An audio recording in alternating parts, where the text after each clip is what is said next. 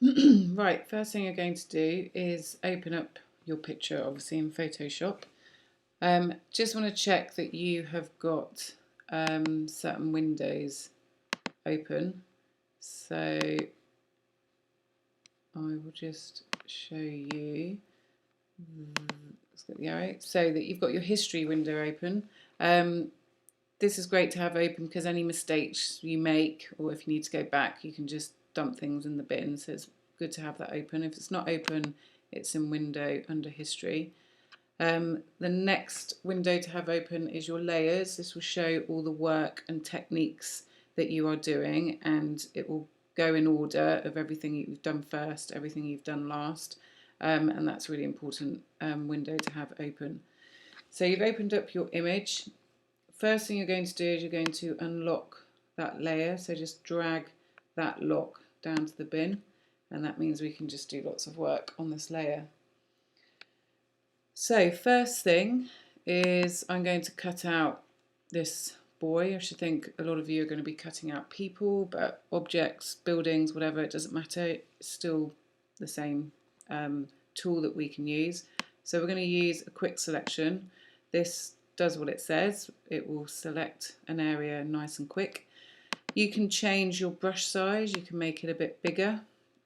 You can see that the circle's changed. It's got larger to even larger. Don't have it too big because you are going to be doing some smaller areas as well as bigger areas. You also need to see these at the top. You've got a plus and a minus, so we're going to do a plus because we're going to add to the quick selection. Good to start from the middle of where you're going to select and work your way out, and just hold your mouse down as you select. Run it over the edges because you can see there's burgundy behind as well as in front, so it's wanting to select all. Okay, work your way up. You can see that it snaps to the shape and the colour. Now you can see up here I've gone a little bit too far out, so what I can do is just take your finger off the mouse and then go to this minus brush, and this I'm going to make a smaller brush as well. This you can then bring that selection back in to where you want it.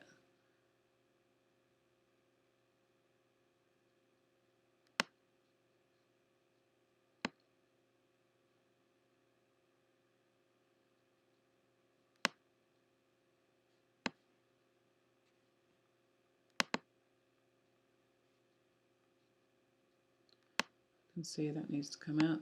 If you want to zoom in, what you can do is press Control and plus, so you can see a little bit better what you're doing.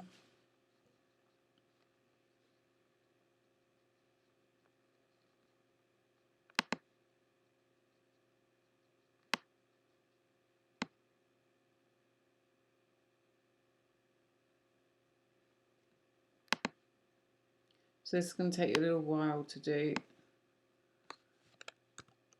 We can clear up some of these edges with another tool in a minute.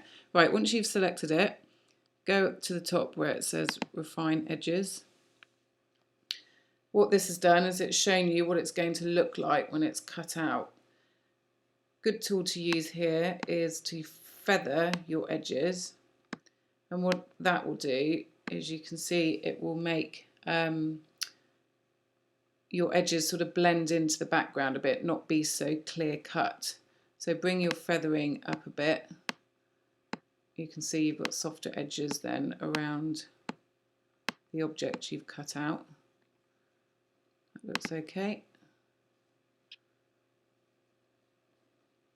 Okay, then we're going to right click it, do layer via cut, and if you go down to your layers down here, if you unclick the bottom layer, so take the eye off, you can see what it looks like. We can now get rid of that first layer because we're not using the rest of that photo. And there is your object cut out. Now I can see around here, around the arms, especially possibly around the edges, you might need to start to use an eraser tool. So I can see definitely around their arms. I'm going to zoom into that area.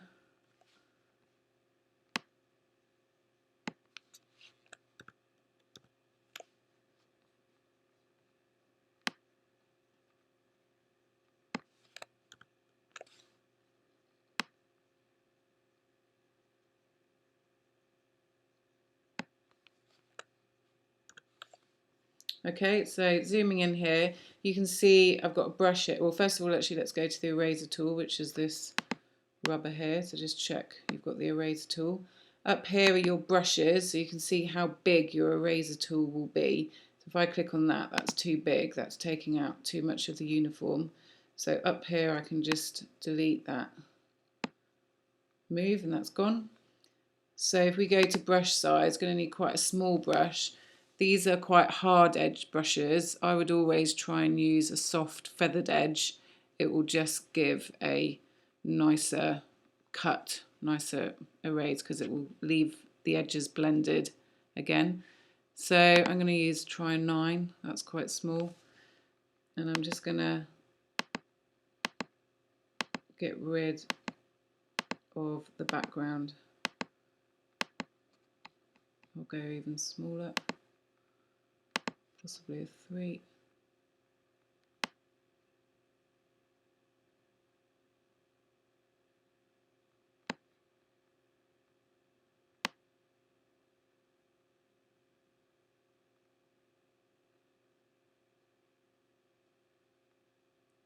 Okay, and you will have to do that to any other little bits that are left over that need erasing.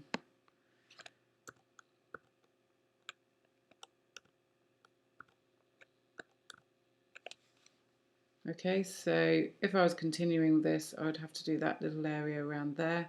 I'd probably just take a little look at all the edges to check they're exactly what I want. When you've done that, that means that photo is ready to use in your collage. So just save it. I would name it exactly what it is, so maybe boy with backpack or something like that, so that you know when you're going to make your collage, you're going to have probably 12 to 20 photos. You know exactly what you're putting where. Okay, and that's it. That's how you cut something out.